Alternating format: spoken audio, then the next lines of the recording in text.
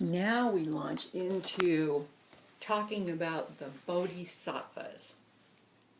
The highest value of Bodhisattvas and the highest value in Mahayana Buddhism, Buddhism for the people, is compassion.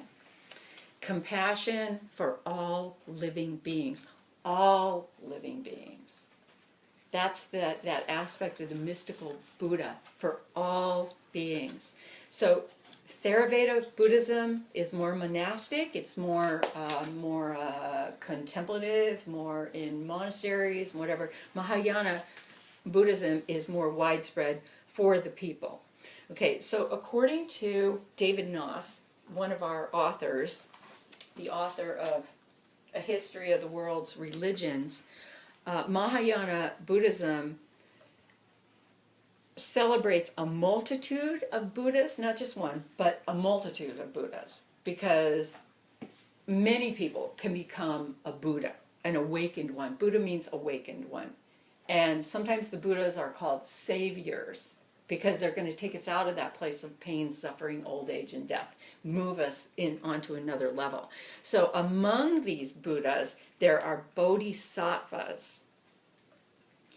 A quote out of David Noss says, "The Buddha nature and the Buddha's glorious body stand out most clearly, and the Buddha's human body and historical existence appear like a few rags thrown over his spiritual glory." That's for a Bodhisattva. Houston Smith says, becoming a Bodhisattva is like this. This is what it's about. He says, he tells a story to illustrate Bodhisattvaism. He doesn't call it Bodhisattvaism. Okay, 4 men who, journeying across an immense desert, come across a compound surrounded with high walls. One of the 4 determines to find out what is inside. He scales the wall, and on reaching the top gives a whoop of delight and jumps over. The 2nd and 3rd do likewise.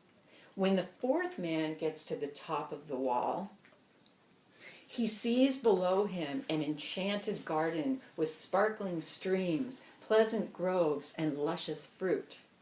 Though longing to jump over, he resists the temptation.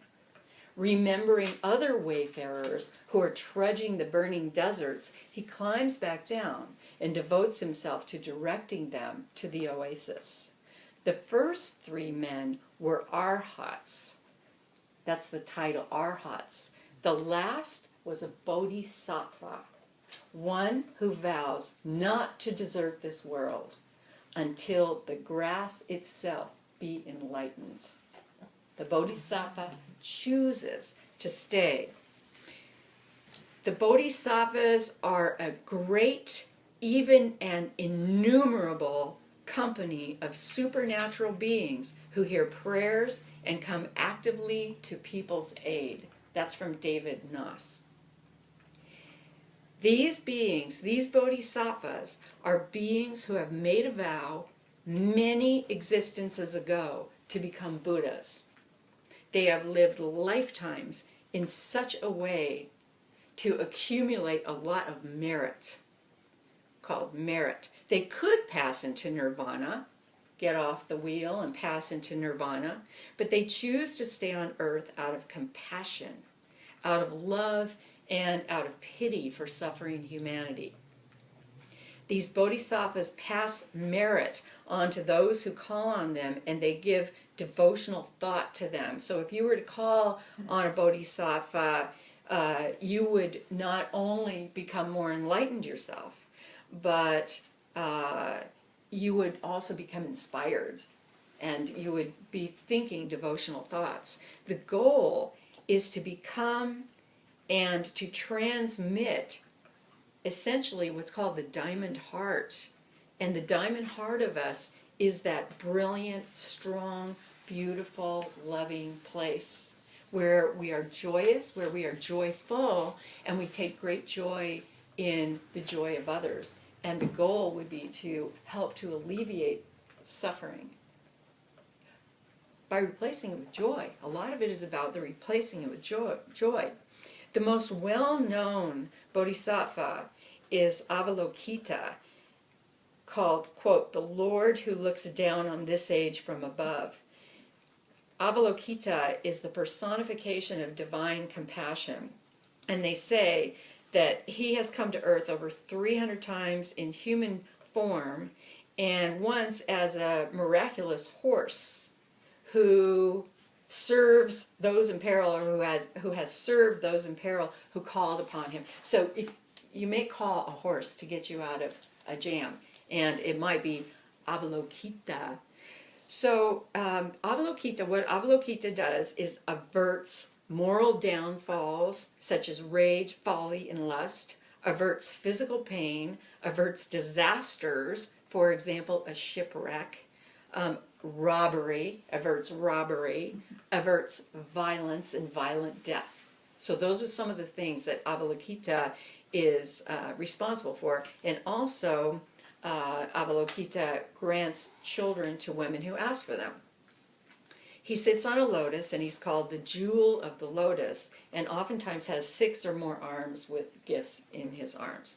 Okay, in Tibet, Avalokita is considered to be the consort of Tara, and Tara is a bodhisattva, and she is the feminine form of Avalokita. In China, Avalokita switches gender and becomes Kuan Yin. So Avalokita is Kuan Yin, the most well-known of all bodhisattvas in the world, above and beyond Avalokita. Kuan Yin is the most well-known of all the bodhisattvas, the goddess of mercy. She is filled with maternal love, and that is one of the great qualities that has wanted to come forward. Okay, anybody who wants to can take bodhisattva vows and move along on the bodhisattva path. There are a multitude of versions of the bodhisattva vows. Some are pages and pages and pages long. I looked up on our favorite reference point these days, which is called Wikipedia, which some of you may have looked at before, to look at and see what are the bodhisattva vows that Wikipedia is putting across. So here's what came up off Wikipedia. Here's the bodhisattva vow, taking the bodhisattva vow. Okay, the vow can be taken with the following famous 2 verses from Sutra. Okay, here's the vow.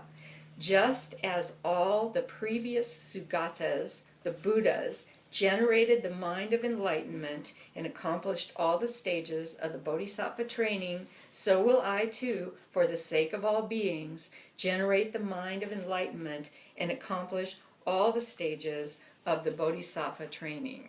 So that is the vow. In Mahayana Buddhism, the bodhisattva vows to work for the relief and liberation of all sentient beings as long as samsara persists. And samsara is the difficulties, the trouble, the miscommunication, the being in the abyss, everything falling apart. That's samsara. In general, and actually in particular, bodhisattvas promise to practice the 6 perfections, which are giving, moral discipline, patience, effort, concentration, and wisdom, in order to fulfill the aim of attaining enlightenment for the sake of all beings. Okay, so repeat this. Giving, moral discipline. Giving, moral discipline, patience, effort, concentration, and wisdom. Thanks. Okay, so there are, in East Asia, you're going to find different versions of the vows. Okay, many, many, many different versions of the vows. So in East Asia,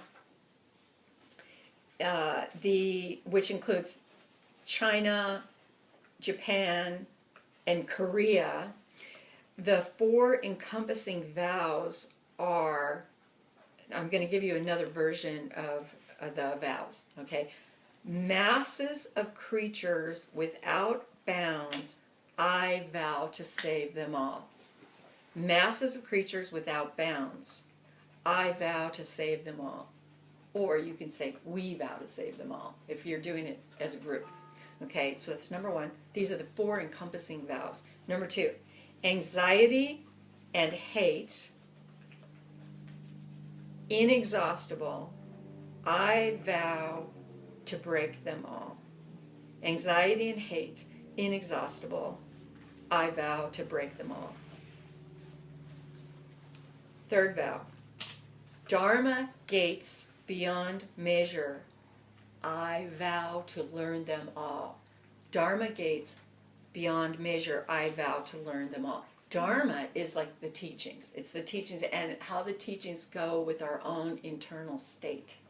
So it always has to be internalized. And I vow to learn them all or break them all? I vow to learn them all. I vow to learn them all. Dharma gates beyond measure, I vow to learn them all. Buddha way, this is the 4th one, Buddha way unsurpassable, I vow to accomplish it. Buddha way unsurpassable, I vow to accomplish it. That is the 4th vow. The basic teachings of the Bodhisattva practice are nonviolence and peace through compassion. I mean, that's basically it. Nonviolence and peace through compassion. Along the path, and in the beginning, the Bodhisattva ideal rejects caste and class structures and all forms of gender discrimination. The Bodhisattva's work is to offer a path to alleviate suffering through modeling compassion and peace and healing diseased spirits. So the biggest part of the Bodhisattva path, in some ways, of the living Bodhisattva, is to model compassion and ways of stepping into peace. The Bodhisattva motto, you might think of it as think love, in order to get into that mind space. And I wanted to read you the vows, the Bodhisattva vows from the San Francisco Zen Center, so you could get kind of a different take on it. So these 16, they have 16 Bodhisattva precepts, and these are an essential part of the Zen practice. Zen Buddhism is also a Bodhisattva practice. These are taken in ordinations, like when you have your ordination, you take your Bodhisattva vows. So in ordinations and other ceremonies, such as weddings and funerals, these vows are taken again, as well as every other month in the renewal of vows during full moon ceremonies. So anytime you want to renew your vows, you can go through it again. So here is a translation very commonly used at the Zen Center in San Francisco. Okay.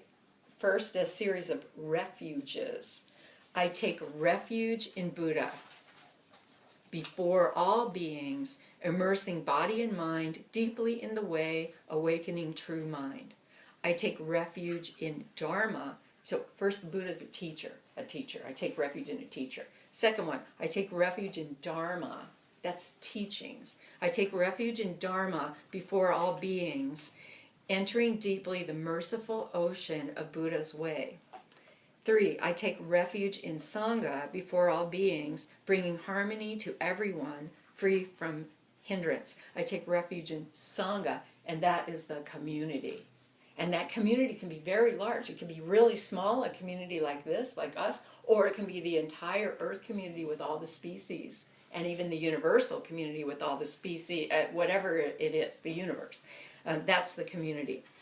Pure precepts, we're still in the vows. Pure precepts, I vow to refrain from all evil. I vow to make every effort to live in enlightenment.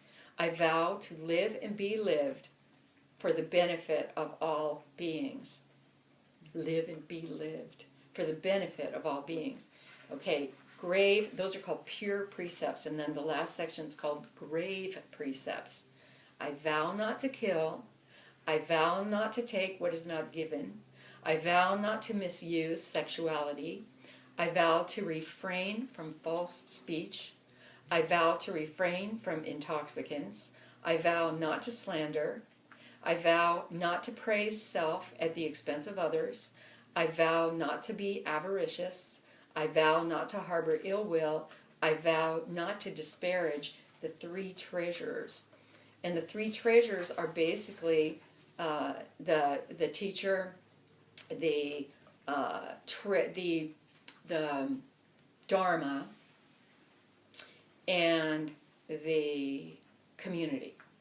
Okay, so, and I looked up, I also looked up the three treasures and got an article from the Nichiren Shoshu Buddhism. This is for Christine, Nichiren Shoshu Temple, but Christine and I both became, we learned this, Nichiren Shoshu Buddhist. So that was my first path, that I became Nichiren Shoshu Buddhist. And they've got a big article on the three treasures. So they're also working toward the enlightenment of all, so to speak. So all of these Bodhisattva paths are all working toward saving the world, mainly from violence. That's what it's about, through compassion. And so they say basically the three treasures they call the Buddha, the law, they call it the law, that's just Buddhist wisdom. And they call it the treasure of the priest. So treasure of the Buddha, treasure of the law, and treasure of the priest. And the priest is whoever is transmitting any teachings. And so that's what they call the three treasures, and that's what they take refuge in. Okay, and I'm just about finished with my little talk on bodhisattvas, but I wanted to share my own little piece about, this is about as far as I've gotten on my bodhisattva path. I'm definitely on the path of the bhakti and bodhisattva. So in the end of the lightning papers, I want to read you, it's called the Diamond Heart. And the idea is, you know, for us to go as far as we can in understanding love and operationalizing love and what it means to us. And it's going to be very individual, this path, like what it means to you, because what it means to you is not what it's going to mean to anybody else. Like, what does it mean for you to build your heart as a diamond heart in strength and resilience? Okay, and so this is called the Diamond Heart. I have lived beneath the sun. I have lived inside it. I have lived inside love. I have known the exhilaration of love, the intensity of love's observation, the feverish heat of love's palpitations, love's ravenous symbiosis, love's tortuous individuality, the wanting, the longing, the rushing pulsations of love's blood and chills, the obsessions, the concessions, sorrows, reflections, framing, constitution, the mantle that love makes, and the dismantling that occurs when love changes form. I have known the breakage, and I've known the repair. This heart is the ancient forest of this world, giant, waving sequoias and huge tropical leaves, massive dappled maidenhair ferns, story-high yucca, and non-flowering vertical strands soaring skyward on trunks 12 feet thick, layered canopy after canopy of sweating wet overhang, dewy and dripping, with giant lizards darting and sleeping, and fat-colored birds with 10-foot wingspans, and azul feather caught at mid-umbrella and dangling. This heart is the ancient forest of the world, 4 billion sun cycles old, forestation fallen in its time, decaying in green-black massings, swept over by seasons of floods, springs, and inland seas rising, spreading, covering, leveling, evaporating, receding, stratifying, and drying into ghost seas, with beds spread with scores of alluvial fans, stone hands like spread skeletons of fingers exposed and brushed and worn by wings into sands and dirts, made mud, then again by rains that power through scores of years of endless pouring when rain knows no end. Rain comes, drowns seed, sparks seed, grows woodland. Trees rise in green seas fed by starlight and sun. Trees fall in muddy bogs, flooding, intermingling branch and needle with mushy undergrowth into spongy, peaty layers too loose to support the weight. Trees topple. Moss drowns in shallow lakes. Green sea, ghost sea, green sea, ghost sea. The bright green forest collapses, putrefies, and is covered by dust drift, then hardens into a bright black seam, a bright black vein that moves like a dark snake beneath the tenuous landscape. Beneath the thin overlay, eons layer outward from a fiery molten core. What was green is made black. What was green runs crimson, then gold. What was green becomes an underground river of radiant darkness, a subterranean stream pulsing with black rock, compressing, alive, moving, twisting, turning under pressure, folding, buckling, kinking, cramping, heat, making pressure, making heat, until in the hottest, pinching, vice-like strictures, black stones are fired into radiant jewels, sparkling gemstones, transparent and luminant. Solitary fragments burst forth, remade in the metamorphosis as the, quote, hardest, strongest, most brilliant substance alive. Diamonds. All this is part of the cycle. The heart knows eons of loving, the darkness, the pain, the heat, and the compression.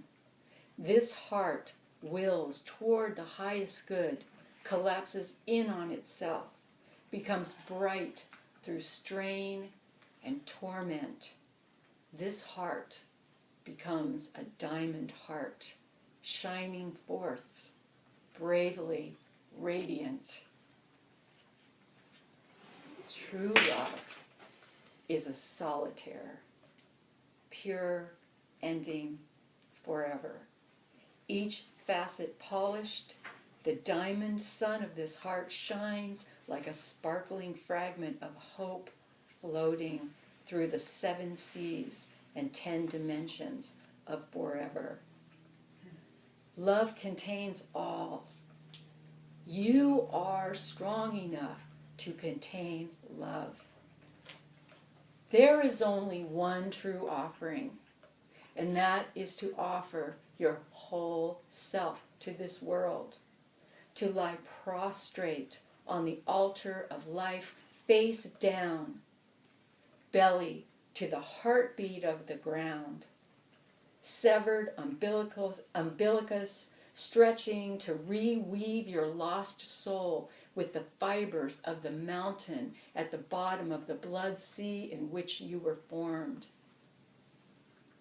There is only one real offering, and that is to lie face down, belly to ground, arms outstretched, palms down in prayer position, third eye pressed against the skin through which the blood rivers flow, and to give your whole heart in service to this world, to slash yourself open, pour your heart upon this earth, sun to sun, blood to blood. I am your daughter. And that's where it ends. And that's